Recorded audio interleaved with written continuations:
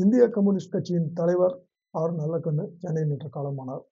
அன்னாருக்கு வயது 101. நல்லக்கண்ணு உயில் எழுதி வைத்தபடி அவரது உடல் சென்னை மருத்துவக் கல்லூரி மாணவர்கள் ஆராய்ச்சிக்காக இன்று தானம் செய்யப்படுகிறது. காசா அமைதிக்கு இந்தியா முழு ஆதரவு அளிப்பதாக இஸ்ரேல் பார்லிமென்ட்டில் உரையாற்றும் போது பிரதமர் நரேந்திர மோடி உறுதியளித்தார்.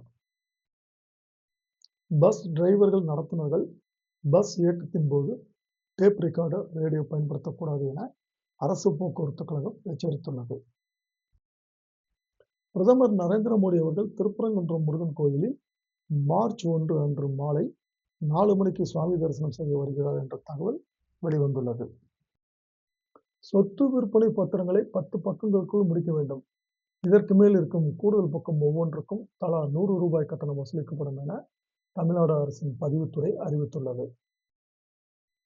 தமிழ்நாட்டில் சீதோஷ்ண நிலை மாற்றத்தால் குடும்பத்தில் உள்ள அனைவரும் காய்ச்சலால் பாதிக்கப்பட்டு வருவதால் வீட்டில் இருந்தாலும் முகக்கணிசம் அணிவது அவசியம் என பொது சுகாதாரத்துறை வலியுறுத்தி வருகிறது.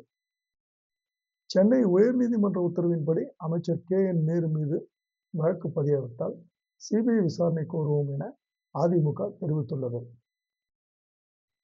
தமிழக சட்டசபை தேர்தலில் போட்டியிடும் வேட்பாளர்கள் தங்களது வேட்பு மனுவை ஆன்லைன் மூலம் மட்டுமே தாக்கல் செய்ய வேண்டும் என தேர்தல் ஆணையம் விரைவில் அறிவிப்பு வெளியிடலாம் என்ற தகவல் வெளியாகியுள்ளது. தரிசனம் மற்றும் தங்குமிட வசதிகள் இருப்பதாக கூறி போலியான இணையதளங்கள் வாயிலாக மோசடியில் ஈடுபடுவரிடம் கவனமாக இருக்கும்படி திருமலை திருப்பதி தேவஸ்தான நிர்வாகம் பக்தர்களை எச்சரித்துள்ளது. மேலும் சந்தேகத்திற்குரிய போலி இணையதளங்கள் குறித்த தகவல் தெரிந்தால் தேவஸ்தான நிர்வாகத்திடம் பக்தர்கள் புகார் அளிக்கலாம் என்றும் தெரிவித்துள்ளது. வங்கியில் பெற்ற கடனை திருப்பி செலுத்தாமல் மோசடி செய்ததற்காக அனில் அம்பானியின் 17 மாடிகள் கொண்ட ₹3,716 கோடி மதிப்புள்ள பங்களாவை அமலாக்கத்துறை பறிமுதல் செய்தது. இதனுடன் சேர்த்து அனில் அம்பானியின் 15,700 கோடி ரூபாய் சொத்துக்களை அமலாக்கத்துறை இதுவரை பறிமுதல் செய்து வந்துள்ளது. இந்தியாவுக்கான கச்சா எண்ணெய் ஏற்றுமதியை வெனிசுலா கணிசமாக அதிகரித்துள்ளது. இதற்காக 20 லட்சம் பேரல்கள் கொள்ளளவு கொண்ட மிகப்பெரிய கப்பல்களை வெனிசுலா முதல் முறையாக பயன்படுத்துகிறது. இத்தகைய ராட்சச கப்பல்களை பயன்படுத்துவதால் போக்குவரத்து செலவு குறைவதோடு விநியோகமும் வேகமடையும் என எதிர்பார்க்கப்படுகிறது.